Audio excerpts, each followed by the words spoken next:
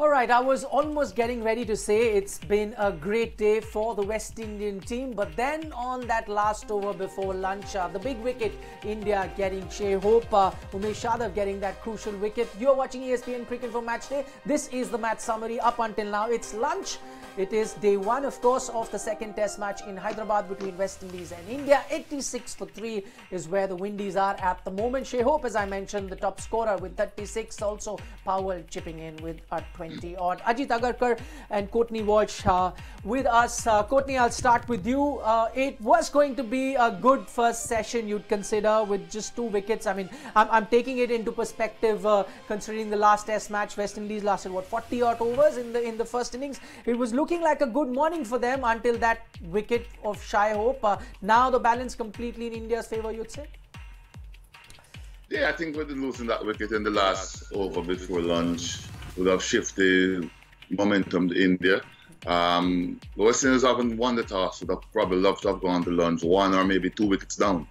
And it was looking like that, but then in the last over, they lost a vital wicket to Shea Hope, who was looking so good. He was playing very well. Right, that wicket apart, just the way Shea Hope was looking like the best batsman that the West Indies had. Yeah, I mean, the guy who got, what, twin hundreds in England to win them the test. So, yeah, look comfortable, best conditions to bat. You know, they'd be kicking themselves. Okay, his dismissal apart, the first 2 were quite soft from West Indies' point of view. Both got in. I mean, those, maybe that's, again, shows why, you know, a lot of the batsmen average in the 30s. Everyone, you want a few guys, maybe once they start averaging high, they cash in on these sorts of surfaces and not let that opportunity slide.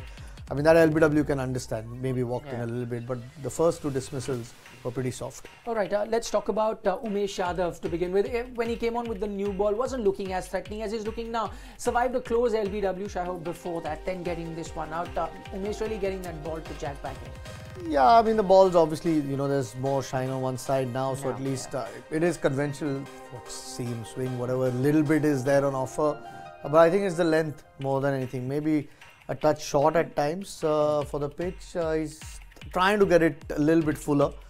Sometimes it's a hard one to judge in these conditions, especially with the ball not seaming out. But the West Indies batted well. The Windies batted well. Most of that session, all 3 batters who have gotten out have looked good. Unfortunately for them, they've not carried on and got a big one, which Windies desperately needed. Okay, we'll start with that first dismissal. That was of Powell. Courtney, I'll come to you. One thought that, you know, he'd taken off from where he left off in that second innings of that first test match, and then he goes ahead and plays that shot that he did. Yeah, I mean, unfortunate for the West Indies because they were looking at him or looking forward to him to continue where he left off in the last test match. He had a good 80 yard plus, and he was looking confident, looking positive. He always tried to attack the spinners and stuff. So disappointed the way he got out because he was now looking settled, and I think from a West Indian point of view, they were hoping that he would have sort of carry on the way he left in the last test match. That would have given the team some momentum going forward, but unfortunately he got out. Ajit, was that shot? Yeah, I mean, he's one guy who's putting the Indian bowlers under pressure every time. You could someone who hits boundaries is always, you know, as a bowler, you are wary of not bowling too many bad balls. Just stepped out a little too early. I think Ashwin probably saw him early enough to throw it a bit wide, and then couldn't get the elevation because it was too far from him. Yeah, one of those things might have landed in the gap, but good bowling from Ashwin and just gave him a little bit of an indication a bit early by stepping out. All right. You know, what does Powell do, Courtney? It's a 50-50 call there. He gets most of his runs playing that aggressive style of cricket, and then once he does that, there are chances of him getting out. I mean, how does he approach his particular innings? That is something that he's got to work on because it's been happening to him quite a lot, where he gets good starts and then gets, as you said, soft dismissal. I'm sure he'll be very, very disappointed with the way he gets out, especially on a wicket like this.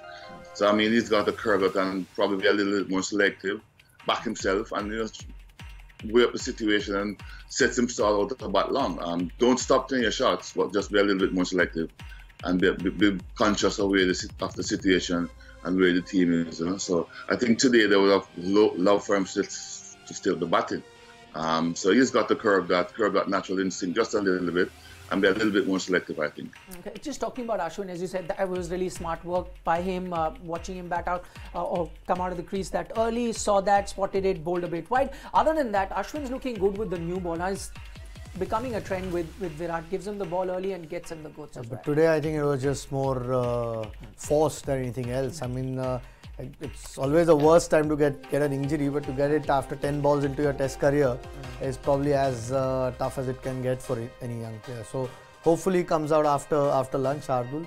But Ashwin's, I mean, he did that in England. He bowled with the new ball, so he is quite adept. And bowled steady. There wasn't a lot on offer with the pitch. Both the openers were playing well. So made sure there weren't too many runs scored at that point, because every time then you get a wicket, you can pull things back. Okay.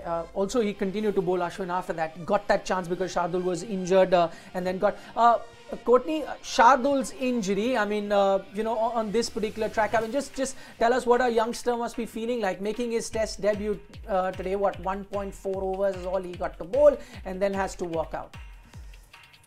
I mean, I know when he got the cap this morning, he was over the moon. It's like a dream come true, so he was very, very happy. But very sad to see what happened, and we're all hoping and wishing that it's not dangerous, that he doesn't take further part in this test, because you want to see him come back out and bowl. It's not the sort of thing you want to see happen to a young cricketer. You want to get involved, come and enjoy his dream. Debut, and after 10 balls, he's off the field. Must be very sad for him at this present time. The medical team, I'm sure, will be doing everything they can to get him back into play, and we want to see that, because you don't want him to be injured and not being played or not being able to show his worth. He's got a chance, and he wants to grab it with both hands, and it's a good opportunity. So wish him well and hope that he can be back into this test match very soon. Even worse so for Shardul, who's been sort of on the fringes or in the squad but not played enough.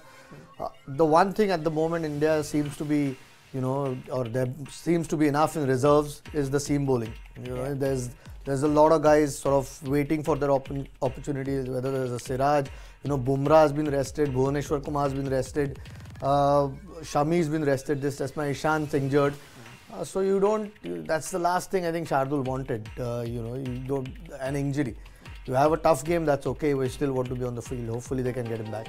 So question would be asked of the medical team. Ajit, I mean, groin was the issue. He came back up in between the Asia Cup. Because of that, can it resurface? Because I think he played a game in the middle as well, Vijay Hazare. Yeah, I think he went through a fitness test at the NCA, and then he came and played a one-day game for Mumbai and bowled his 10 overs. I know it's not quite test match cricket, but it was still decent intensity. So I'm sure they would have looked at whether he's been around in the first test, so he must have done enough bowling in the net. So it's one of those things. It's just an unfortunate thing which can happen. A first morning, anyway, you're excited to play your first test. You're a little bit tense as well. Maybe you try too hard. Okay, we really don't know exact extent of that injury that Shardul has at the moment. We're waiting for whatever update that the BCCI gives us. But just because the two fast bowlers are with us, I'll ask you, Courtney. I mean, conventional logic says groin. I mean, both of you are saying hopefully he'll be back. But groin injury, in the past we haven't seen a bowler come back. Usually, when it's the groin, you end up missing the test match. Well, it depends on the severity of the injury and stuff. I mean, there's some groin injury you can get by with some painkillers, and it's not an area you can strap, obviously, but it depends on the severity of it. So I think that's what the medical team would probably analyze in. And if there's a chance of it getting worse, then they'll probably advise him not to. But if it's a chance where it's not going to get any worse and he can get by, because sometimes once you get warm, you can go through and bowl and get that done. So I think they'll have to make a proper assessment. It's not one of them injuries that you want to take a chance with if it's gonna get worse, so to speak. So hopefully they advise that he gets, and once they can determine the extent of the injury, then they can advise him on what's best for him and for the team. Yeah, the bad sign is he's not been out for 2 hours now, which is always a risky one. I mean, he can't bowl for 2 hours anyway once he comes back, or whatever it is, hour and 50 minutes. We'll probably know more during lunch. Hopefully we get a report. Hopefully we should get, because you'll have your regular test and probably a couple of hours is what it takes for us to get an update of how Shardul is feeling at the moment. We'll talk about the second wicket. Ajit, I'll come to you. Braithwaite, do you suspect Kuldeep really set him up? We saw him, getting the ball to spin out and then get that edge and then brings that one regular leg spin, which is, I mean, people keep saying that that's the stock delivery. I think that's his surprise delivery. Yeah, but again, just missed one. It's not like it's turned big. Okay, got beaten, nicked the previous one, a googly, didn't carry to slip. But we've seen Brathwaite defends really well, just a huge gap. Obviously didn't read the ball, but very soft, you know. After getting set, he's the one guy, 50 odd tests now for West Indies, especially after getting a start. I mean, okay, it was good piece of bowling. As a batsman, you'd still be disappointed to miss that one. Is that the worrying part, Courtney, would you say, for Brathwaite? He got out defending the ball, so he was clearly beaten because of the spin. It wasn't that he was playing an aggressive stroke there.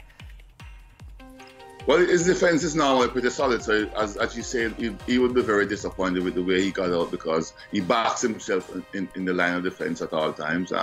His concentration level is normally pretty good, and as you mentioned, he would be the one guy that the West Indies would be hoping would be able to bat all day because that's his temperamental. So he'd be very, very disappointed in missing that one.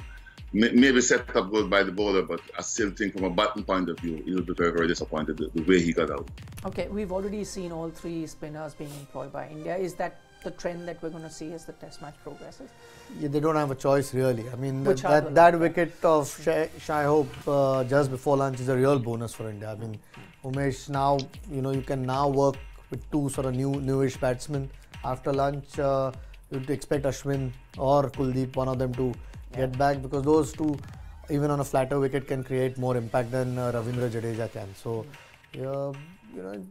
that was a big wicket for India and a tough one for West Indies because they looked like settling down a little bit.